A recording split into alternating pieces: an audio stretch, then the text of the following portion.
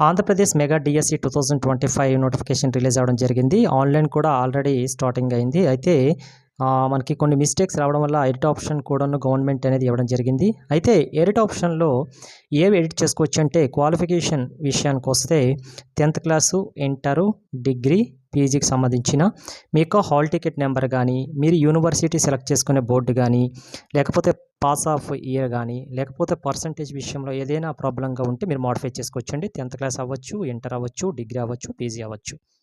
Next CTET, TET ఉన్నాయి కదా! ఇందులో ఫస్ట్‌లో స్టార్టింగ్ చేసేటప్పుడు పాయింట్‌లో వాళ్ళకి యాక్సెప్ట్ చేయలేదు మార్క్స్ అండి.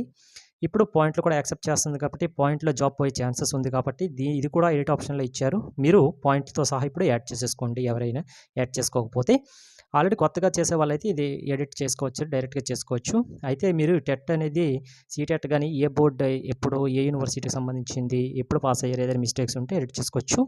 బీఈడీ, డీఈడీ ఈ విషయాన్ని కూడాను మీరు ఎడిట్ చేసుకోవచ్చండి. మీరు ఎక్కడ చేశారు, ఏ యూనివర్సిటీకి సంబంధించింది, ఇయర్ పాస్ ఏదైనా ప్రాబ్లమ్ ఉంటే మార్క్స్ గానీ ఇవన్నీ కూడాను మీరు బీఈడీ, డీఈడీకి సంబంధించిన ఇన్ఫర్మేషన్ చేంజ్ చేసుకోవచ్చు. నెక్స్టు పోస్ట్ ప్రిఫరెన్స్ ఆర్డర్ అండి. ఇప్పుడు ఒక ఐడియా అందరికి వచ్చింది కాబట్టి చాలా వీడియోస్ చూసిన తర్వాత మీరు పోస్ట్ ప్రిఫరెన్స్ ఫస్ట్ ప్రయారిటీ దేనికి ఇవ్వాలనుకుంటున్నారో అది ఇచ్చేసుకోవచ్చు. ఇప్పుడు ఎగ్జామ్ సెంటర్స్ కూడాను మీరు సెలెక్ట్ చేసుకునేటప్పుడు ఆర్డర్ చేంజ్ చేసేసుకోవచ్చు. సిగ్నేచర్‌లో గానీ ఏదైనా ప్రాబ్లమ్ ఉన్నా ఫోటో క్లారిటీగా లేకపోతే బ్లర్‌గా ఉన్న కూడాను మీరు చేంజ్ చేసేసుకోవచ్చు. నెక్స్టు డాక్యుమెంట్స్ అప్‌లోడ్ విషయానికి వస్తే చాలామంది జిరాక్స్ కాపీస్ అనేది అప్‌లోడ్ చేసేసారు ఏదో.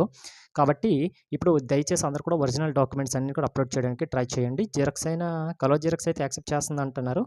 ఏమో చూద్దాం. కానీ ఒరిజినల్ డాక్యుమెంట్స్ అది ప్రొవిజనల్ అవ్వచ్చు, ఓడీస్ అవ్వచ్చు ఏదైనా కూడాను మీరు డాక్యుమెంట్స్ అనేది అప్‌లోడ్ చేసుకోవచ్చు. ఏదైనా ప్రాబ్లమ్ ఫస్ట్‌లో ఉంటే.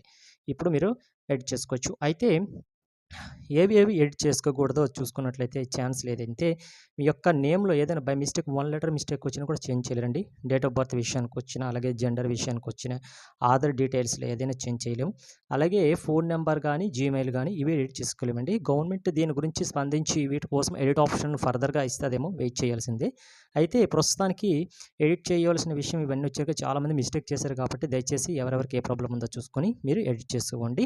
మీరు రిజిస్ట్రేషన్ ఐడీతో లాగిన్ అయ్యి ఎడిట్ చేసుకోవచ్చు. అంటే ప్రస్తుతానికి ఇవన్నీ కూడాను ఫీజు ఏమి ఉండదు. ఆల్రెడీ మీరు పే చేశారు కాబట్టి 750 ఎవరైతే ఉన్నారో వాళ్ళు డైరెక్ట్‌గా దీనిలోకి మీరు వెళ్ళి ఎడిట్ చేసుకొని అప్‌లోడ్ చేసుకోండి. ఓకే. నెక్స్ట్ ఇది దయచేసి రెండోసారి కూడా మిస్టేక్ చేయకండి. ఓకే. Thank you.